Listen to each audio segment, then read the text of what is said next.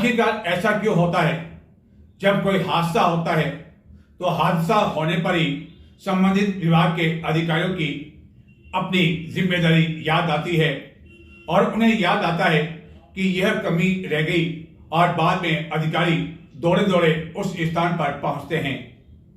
ऐसा ही कुछ हुआ चित्तौड़गढ़ के भोपाल सागर क्षेत्र में स्थित राजकीय उच्च माध्यमिक विद्यालय में, जहां की गुरुवार रात्रि को स्कूल के बरामदे की छत गिर गई। यह तो शुक्र रहा कि इन दिनों विद्यालयों में ग्रीष्मकालीन अवकाश चल रहे हैं। यह हादसा रात के समय हुआ, दिन में नहीं हुआ। कोई भी मौके पर नहीं था, जन हानि नहीं हुई। लेकिन सबसे बड़ी जो चौंकाने वाली बात यह है कि इस विद्यालय को क्षतिग्रस्त घोषित किया हुआ है, जिसके लिए मरम्मत के लिए राशि की घोषणा भी की जा चुकी, लेकिन मरम्मत नहीं हुई और आखिरकार यह हादसा हो गया। आखिरकार हमारे देश में ऐसा क्यों होता है? जब कभी कोई हादसा हो जाता है तो उसके बाद ही अधिकारियों को अपनी जिम्मेदारी याद आती है। ऐसा ही कुछ हुआ चित्तौड़गढ़ जिले के भोपाल सागर ब्लॉक के राजकीय उच्च माध्यमिक विद्यालय जाशवा में, जहां के बरामदे की छत गुरुवार रात्रि को क्षतिग्रस्त हो गई। घटना की जानकारी मिलने पर शिक्षा विभाग के अधिकारी आदि मौके पर पहुंचे। इस पूरे मामले को लेकर बाद में जांच के लिए एक टीम का गठन भी किया गया। जांच हेतु समग्र शिक्षा चित्तौड़गढ़ के तकनीकी दल सहायक अभियंता रंजीत सिंह गोदारा, कनिष्ठ अभियंता निखिल शर्मा तथा कनिष्ठ अभियंता अजय कुमार जेथलिया को शामिल किया गया, जिनके द्वारा इस विद्यालय का निरीक्षण किया गया और क्षतिग्रस्त बरामदे का मौके का भी निरीक्षण किया गया। निरीक्षण करने के बाद पाया गया कि बरामदे में जो छत है उसकी 5-6 पट्टियां अचानक गुरुवार रात्रि को टूट गई, जिसके संबंध में जांच प्रतिवेदन तैयार कर बाद में जिला कलेक्टर को भी प्रस्तुत किया गया। यही नहीं, चौंकाने वाली जानकारी यह भी मिली कि इस भवन को पूर्व में ही मरम्मत योग्य घोषित कर रखा था, जिसके लिए प्रस्ताव बनाकर कपासन के विधायक को भी भिजवा रखा था। इस पर DMFT मद से मरम्मत हेतु 5 लाख रुपए की स्वीकृति भी जारी कर दी गई। विद्यालय स्तर से पूर्व में ही तारबंदी कर आवाजाही बंद कर दी गई, लेकिन इसकी राशि स्वीकृत होने के बावजूद मरम्मत का कार्य नहीं कराया गया। यह तो शुक्र रहा कि इन दिनों विद्यालयों में ग्रीष्मकालीन अवकाश चल रहा है और यह हादसा रात्रि में हुआ। सवाल ये उठता है, जबकि यह विद्यालय पहले से ही मरम्मत योग्य के लिए घोषित किया जा चुका है, तो समय पर आखिरकार यह काम क्यों नहीं कराया गया? यह केवल एक विद्यालय नहीं, बल्कि विद्यालय में जिले में ऐसे अन्य विद्यालय भी हैं जो कि मरम्मत योग्य घोषित किए जा चुके हैं, लेकिन उनकी मरम्मत अब तक नहीं करवाई गई है और अगले महीने फिर से स्कूल खुल जाएंगे। उम्मीद है कि इससे पहले यह काम हो जाएगा। बजरंग दल चित्तौड़ प्रांत का इन दिनों प्रशिक्षण वर्ग चल रहा है। 7 दिवसीय इस प्रशिक्षण वर्ग के दौरान चित्तौड़ प्रांत के कई कार्यकर्ता भाग ले रहे हैं। यह प्रशिक्षण प्रातः 4:30 बजे से ही आरंभ हो जाता है एवं विभिन्न तरह की जानकारी दी जा रही है। कई वक्ता भी यहां आकर इन बजरंगियों को संबोधित कर रहे हैं और इसी के तहत संत दिग्विजयराम महाराज भी इस प्रशिक्षण वर्ग में पहुंचे एवं इसमें भाग ले रहे बजरंगियों आदि को संबोधित किया और अपने विचार से उन्हें लाभान्वित किया। प्रलोभन में उन सबको पुनः यज्ञ करवा के, जनेऊ धारण करवा के, तिलक करके और भारतीय गणवेश प्रदान करके पुनः उनको हिंदू सनातन धर्म में पुनरावृत्ति उनकी की गई। अपने ही धर्म को छोड़ करके चले गए। उनसे जब वहां संवाद हुआ तो ऐसा सुनने में आया कि ये लोग कितना प्रलोभन देते छोटे छोटे बच्चों को स्कूलों में जाकर। आज देखो आप देश में कितनी ईसाई मशीनरीज काम कर रही है। ये प्रलोभन देते हैं। बच्चों को क्या दिखाते हैं? बाल मन तो बाल मन होता है। बच्चों को सिखाते हैं कि देखो एक तरफ परमात्मा महाराज परम आवश्यकता भी है। कहने को तो हम कहते हैं कि हम हिंदू हैं, लेकिन सच तो यही है कि धीरे धीरे पाश्चात्य संस्कृति के प्रभाव में हमने अपना वेश छोड़ दिया, अपना गणवेश छोड़ दिया तिलक छोड़ दिया, शिखा छोड़ दी, धीरे धीरे भारतीय सनातन धर्म की परंपरा, धर्म, शास्त्र, मर्यादाएं धीरे धीरे ये सब क्षीण होती जा रही, क्योंकि पाश्चात्य संस्कृति का प्रभाव अलग अलग माध्यमों से, कुछ वैज्ञानिक माध्यमों से, कुछ शिक्षा के माध्यम से जो निरंतर परोसा जा रहा है, उसके कारण से आज पतन की ओर समाज और धर्म अग्रसर हो रहा है। लेकिन आवश्यकता है आप जैसे युवाओं की, क्योंकि एक युवा हमारे सनातन धर्म का जो धर्म है ना, वो कृष्ण धर्म है। कृष्ण धर्म क्यों है? क्योंकि आप लोगों ने कभी कथाएं सुनी होगी, कभी आप लोगों ने टेलीविजन के माध्यम से रामचरित्र कृष्ण चरित्र को श्रवण किया होगा। भगवान योगेश्वर कृष्ण का जीवन क्या कहते हैं?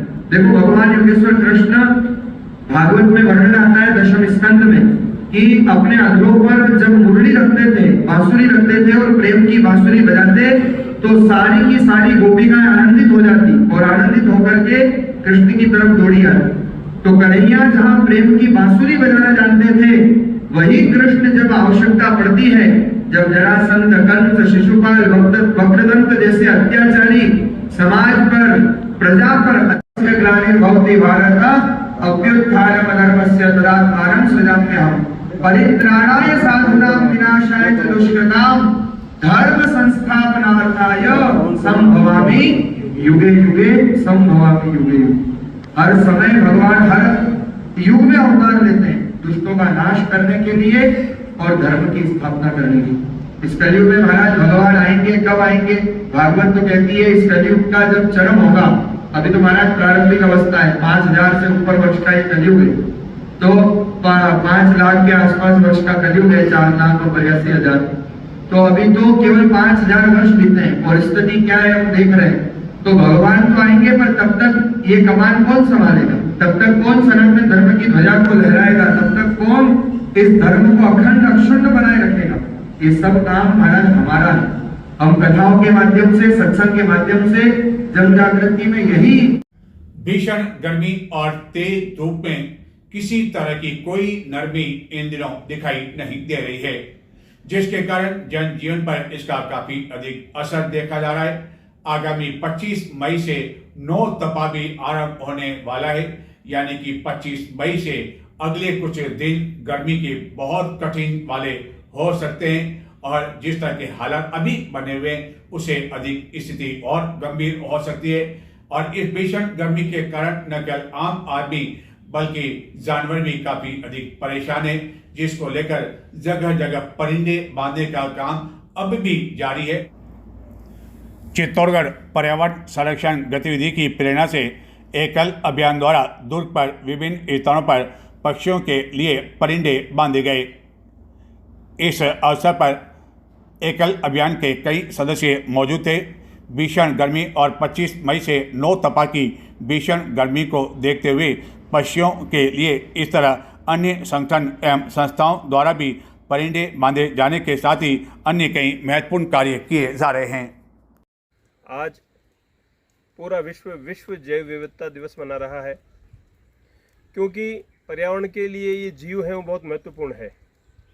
तो आज पर्यावरण संरक्षण गतिविधि की प्रेरणा से एकल अभियान द्वारा दुर्ग पर विभिन्न स्थानों पर एक बर्ड रेस्टोरेंट का कॉन्सेप्ट स्थापित किया गया है।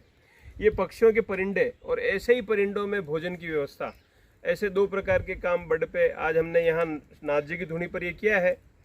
तो जीवों को बचाने की ये एक अनूठी पहल है, क्योंकि अभी जेठ का महीना चल रहा है और रोहिणी जो नक्षत्र है वो सूर्य, हाँ, वो 25 तारीख से 9 तपा प्रारंभ हो जाएगा और भीषण गर्मी पड़ेगी।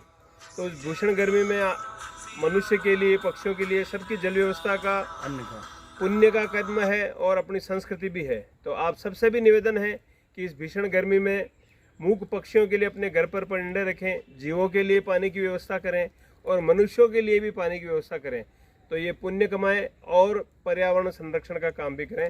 भारत माता की जय। अल्पसंख्यक कांग्रेस एवं नारी शक्ति ने शुक्रवार को चित्तौड़गढ़ में नगर परिषद में विभिन्न समस्याओं को लेकर जोरदार विरोध प्रदर्शन किया, नारेबाजी की और नगर परिषद के आयुक्त को ज्ञापन देकर आगामी जो त्योहार आ रहे हैं, ईद का जो त्योहार सबसे बड़ा आ रहा है, 28 तारीख को ईद की संभावनाएं यदि चांद दिख जाता है तो तब तक इन समस्याओं के निराकरण किए जाने की मांग की। चित्तौड़गढ़ में इन दिनों लावारिस सांड श्वान का आतंक, बदहाल सफाई व्यवस्था, ठप स्ट्रीट लाइटें, पेयजल संकट सहित टूटी सड़कों से शहरवासी काफ़ी अधिक परेशान है और इन परेशानियों को लेकर जिला कांग्रेस अल्पसंख्यक विभाग के जिलाध्यक्ष इम्तियाज हुसैन लोहार के नेतृत्व में कई कार्यकर्ताओं ने नगर परिषद पहुंचकर जोरदार नारेबाजी की, प्रदर्शन किया एवं नगर परिषद के आयुक्त को इस संबंध में ज्ञापन दिया। इस दौरान कई महिलाएं भी मौजूद थी जिन्होंने नारेबाजी की और लगातार हो रही अनदेखी एवं लापरवाही को लेकर नगर परिषद के प्रति अपना आक्रोश व्यक्त किया। इस दौरान दिए गए ज्ञापन में कहा गया कि चित्तौड़गढ़ नगर के शहरी क्षेत्र में विभिन्न मॉलों एवं चौराहों सहित पूरे शहरी क्षेत्र में लावारिस सांडों एवं श्वान का आतंक बना हुआ है, जिसके कारण लोगों को काफ़ी अधिक परेशानियों का सामना करना पड़ रहा है। शहर के सभी वार्ड मोहल्लों में नियमित सफाई नहीं होने से इन दिनों सफाई की जो हालत है वह बद से बदतर हो चुकी है। कई ऐसे गली मोहल्ले हैं जहाँ की कई महीनों तक नालियों की सफाई नहीं की जाती है, सफाई कर्मचारी अपने वार्ड में नहीं आ रहे हैं।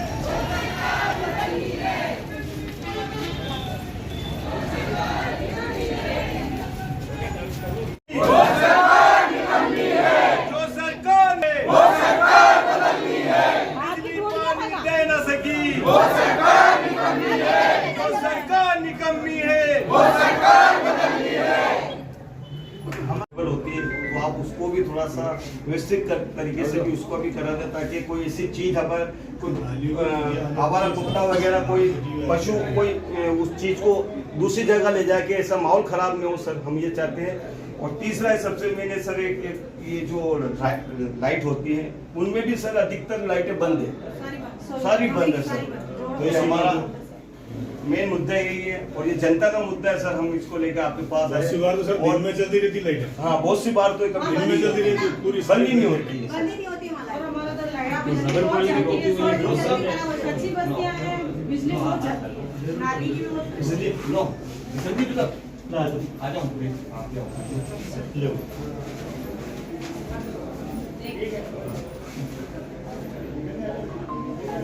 सर्दी के मुकाबले गर्मी में विभिन्न तरह के फलों की काफी अधिक बहार होती है और बड़ी संख्या में फल आते हैं। चाहे आम जो कि फलों का राजा होता है उसकी बात कही जाए, तरबूज, खरबूज एवं अन्य कई तरह के फल।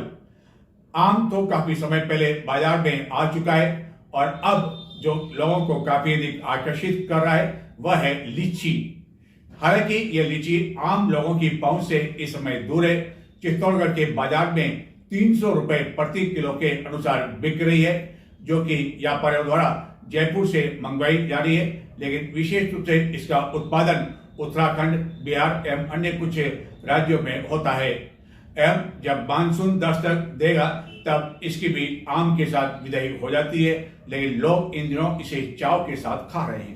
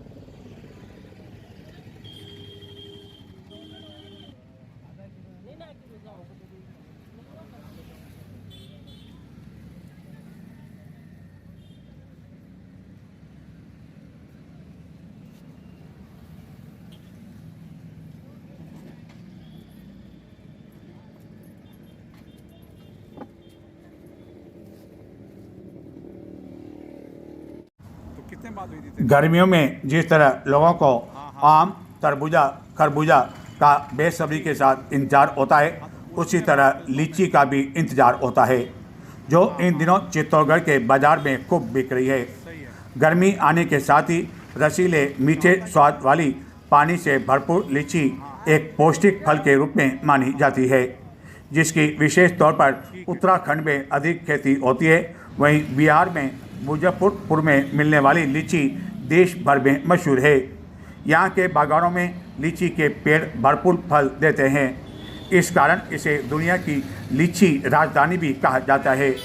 चित्तौड़गढ़ के व्यापारियों द्वारा इन दिनों जयपुर से यह लीची मंगवाई जा रही है और जयपुर के व्यापारी उत्तराखंड, बिहार आदि स्थान से लीची मंगवाकर प्रदेश के विभिन्न स्थानों पर भिजवा रहे हैं। लीची में कई तरह के पोषक तत्व भी होते हैं और इसके कारण भी लोग इन्हें खूब पसंद कर रहे हैं। इसी तरह लीची में विटामिन सी भरपूर होने के कारण यह इम्यूनिटी को भी मजबूत करता है। वहीं शरीर की कोशिकाओं को ऑक्सीडेटिव स्ट्रेस से बचाने का काम भी लीची करता है। हालांकि इन दिनों चित्तौड़गढ़ में यह 300 रुपये प्रति किलो के अनुसार बिक रही है, जिसके कारण कम से कम आम लोगों की पहुंच से तो दूर है। लीची के बारे में यह भी कहा जाता है कि इसमें vitamin C, potassium, copper, fibre, antioxidant, carbohydrates, natural शर्करा, आयरन, मैग्नीशियम आदि भी मौजूद होते हैं एवं पानी की मात्रा लगभग इसमें 82% होती है। लीची के सेवन से हार्ट की सेहत भी काफ़ी अधिक अच्छी होती है, जिसके कारण गर्मी के दिनों में कई लोग इसका उपयोग करते हैं, जो ब्लड प्रेशर को रेगुलेट भी करता है। चित्तौड़गढ़ नगर के विभिन्न क्षेत्रों में इन दिनों सांड से लोग काफ़ी अधिक परेशान हैं, जिसको लेकर हर समय दुर्घटना होने की संभावना बनी ही रहती है। इसी तरह की स्थिति शुक्रवार को चित्तौड़गढ़ के प्रताप नगर क्षेत्र में मुख्य मार्ग पर देखने को मिली, जबकि इनके बीच हुई लड़ाई के कारण आसपास मौजूद अन्य मवेशी न केवल भाग खड़े हुए, बल्कि यहां से गुजर रहे दुपहिया वाहनों को भी अपने मार्ग की दिशा बदलनी पड़ी। चित्तौड़गढ़ में इस तरह के नज़ारे देखना आम बात हो गई है और इस तरह के नज़ारे के कारण हर समय दुर्घटना की संभावना भी बनी रहती है। चित्तौड़गढ़ के प्रताप नगर क्षेत्र में मुख्य मार्ग पर शुक्रवार को इसी तरह का नज़ारा काफ़ी देर तक चलता रहा, जिसके कारण इस मार्ग से गुजरने वाले कई दुपहिया वाहनों को अपने मार्ग की दिशा न केवल बदलनी पड़ी, बल्कि आसपास जो मवेशी थे वह भी यहाँ से भाग खड़े हुए। उन्हें भी खतरा लगने लगा कि कहीं वह इनकी चपेट में न आ जाएं। क्षेत्रवासियों के अनुसार कई बार नगर परिषद के संबंधित कर्मचारियों का ध्यान इस ओर आकर्षित किया जा चुका है एवं इस तरह की स्थिति के कारण कई बार हादसे भी हो चुके हैं, लेकिन इसके बावजूद नगर परिषद इस ओर ध्यान नहीं दे रही है। कई बार तो काफ़ी देर तक इस तरह का नज़ारा मुख्य मार्गों पर देखने को मिलता है एवं लोगों को इनके कारण अन्य कई तरह की परेशानियां भी गत कई समय से उठानी पड़ रही है। शहरी क्षेत्र में भी इस तरह की स्थिति आए दिन न केवल देखने को मिलती है, बल्कि दुर्ग मार्ग पर भी यह नज़ारा देखने को मिलता है। चित्तौड़गढ़ में जिला कलेक्टर के पद पर कार्यभार ग्रहण करने के बाद डॉक्टर मंजू द्वारा सबसे पहले जिला मुख्यालय स्थित श्री सांवलिया चिकित्सालय का निरीक्षण किया गया था। इस निरीक्षण के दौरान यहाँ बड़ी मात्रा में रखे अनुपयोगी सामान को लेकर उन्होंने नाराजगी जाहिर करते हुए इसका निस्तारण करने का निर्देश दिया था।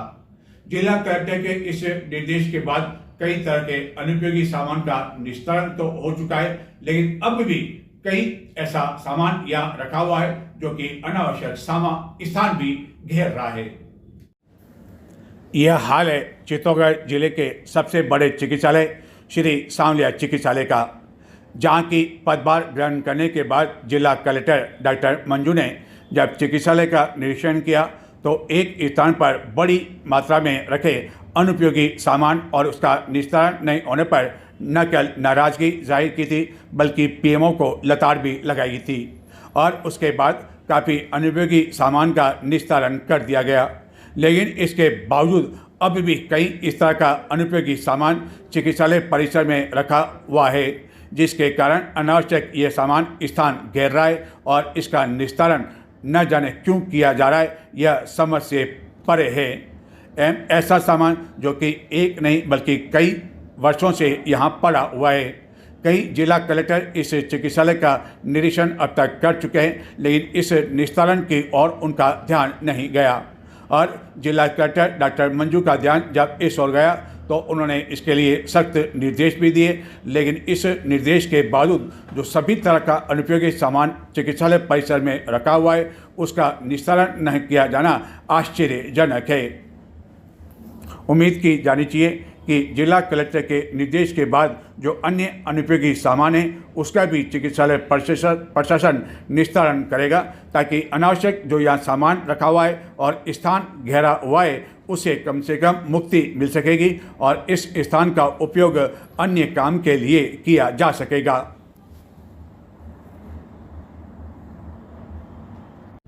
आप सभी को पता है कि व्हील चेयर का उपयोग किसके लिए किया जाता है। चिकित्सालय में गंभीर रूप से यदि कोई मरीज आ जाता है जो कि चलने में समर्थ नहीं होता है तो उसे व्हील चेयर पर बिठाकर संबंधित डॉक्टर के यहाँ ले जाया जाता है। आवश्यकता पड़ने पर यदि वार्ड में भर्ती करवाया जाता है तो व्हील चेयर का ही उपयोग किया जाता है। लेकिन चित्तौड़गढ़ के सबसे बड़ी यानी जिले के सबसे बड़े चिकित्सालय की यदि बात करें तो यहाँ व्हील चेयर का उपयोग किस तरह इन दिनों हो रहा है आप स्वयं देखें और मुझे दें आज्ञा। नमस्कार। चित्तौड़गढ़ के श्री सांवलिया चिकित्सालय में मरीजों एवं परिजनों को पेयजल संकट का सामना करना पड़ रहा था, जिसको देखते हुए मानव जल सेवा संस्थान द्वारा गत दिनों यहाँ जल मंदिर की स्थापना किए जाने से मरीजों एवं परिजनों को काफ़ी अधिक राहत महसूस होने लगी है, जिन्हें इन दिनों ठंडा पानी उपलब्ध हो रहा है। लेकिन न केवल राहत मरीजों परिजनों को हो रही है बल्कि चिकित्सालय के जो कर्मचारी है उन्हें भी इसका लाभ मिल रहा है। लेकिन उनके द्वारा इस पानी का उपयोग किस तरह किया जा रहा है और किस तरह यह पानी चिकित्सालय के अंदर ले जाया जा रहा है आप स्वयं देखें। यानी कि इतनी कष्ट भी इन लोगों को नहीं करना पड़ रहा है कि वह अपने हाथों से इन पानी को ले जाएं और व्हील चेयर जिसका उपयोग मरीजों के लिए किया जाता है उसमें इस पानी को इन दिनों ले जाने का काम किया जा रहा है।